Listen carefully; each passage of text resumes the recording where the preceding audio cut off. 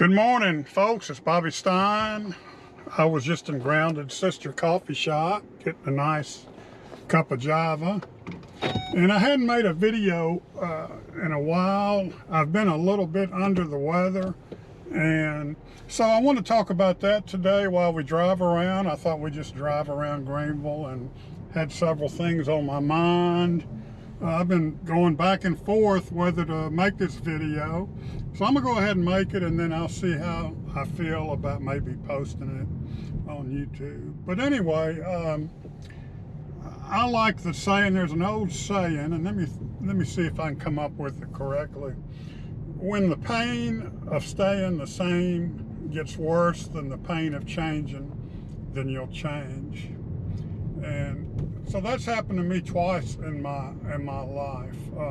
And of course, they involve alcohol and cigarettes. Let me start with the alcohol first. I like to say that I had a 20-year drinking career. I mean, I started drinking at an early age, but by the time I was 25, I started to do it to excess. And I remember one time on my 25th birthday, I was living in California in Santa Monica, and it was my birthday, and I went to O'Mahony's Bar and Grill, which is about a block from where I lived in Santa Monica. And I sat down at the bar, and I got a couple shots of 151 rum and chased it with beer, and I got so absolutely drunk on my birthday I could barely make it home.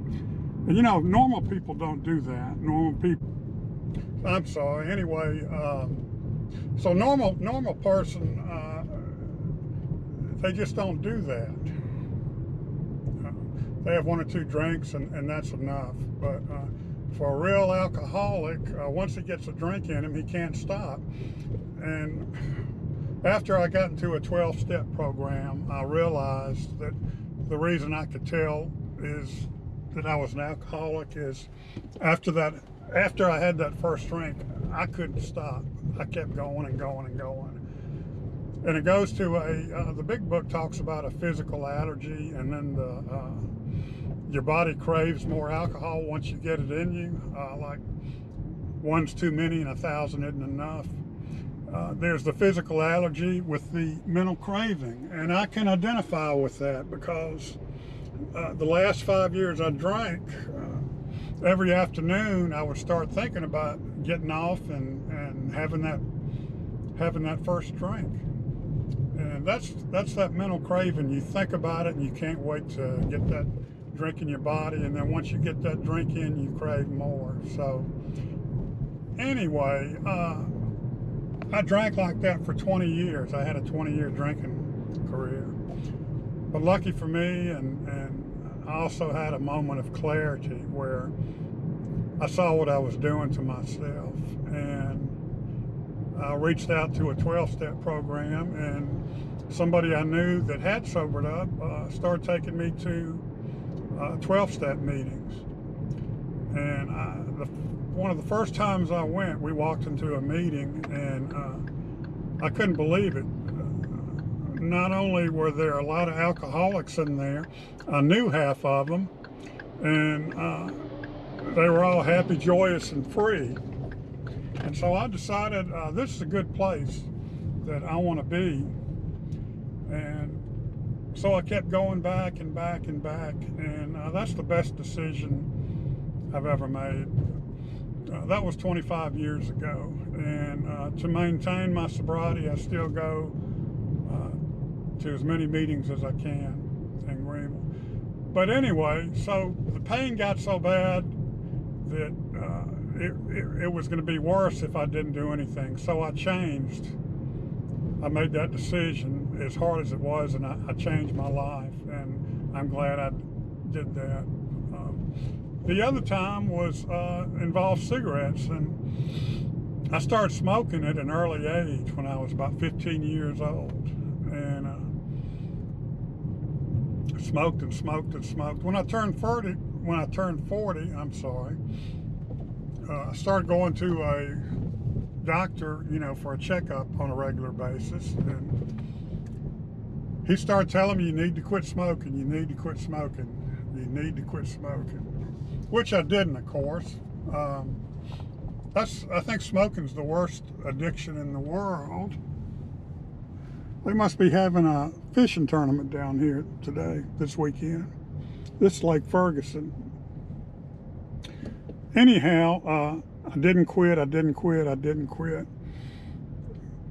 About 5 years ago, I went for a regular checkup, and the doctor told me, he said, I want to do a breathing study. And so they did the breathing study. I think it's called a spirograph or something. I blew into a tube, and the results said that I had emphysema. Well, that scared the shit out of me so bad that night, as I was going over to Carroll's and going over the Greenville Lake Village Bridge, I took the pack of cigarettes I had that I just bought, and I threw it off the bridge. And that's the last time I've had a cigarette. And so the best way to change your life about doing anything is you got to be scared. Alcohol scared me so much that I quit drinking, and cigarettes, what they do to you, that scared me so much that I quit smoking that day. And let me tell you, that first week was agony with the cigarettes. And the first 3 months was bad. I craved. I had intense cravings, but I stuck with it, and I quit smoking. And that's probably saved my life. I do have damage, and I just started using an inhaler, and I'm hoping that that'll make all the difference in the world, make me feel better and make me breathe better.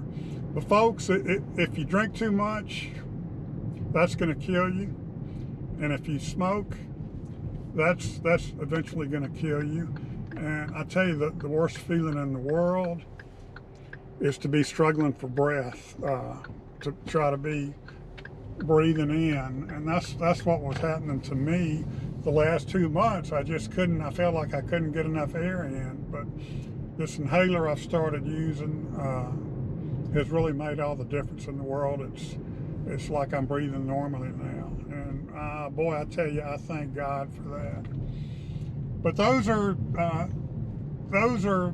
2 times in my life that I got so scared of consequences that I decided to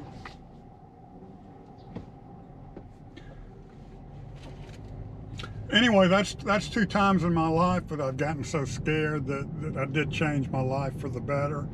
And thank God I did in both instances. If I hadn't have done that, I don't think I'd be here today making this video. But anyway, hope y'all get something out of that. If you have any requests about what you want me to film, please put it in the comments below. If you have any comments, period, please share. And thank you for all your views. If you like this video, please hit that like button and subscribe to my channel. This is Bob S., and we will see you next video.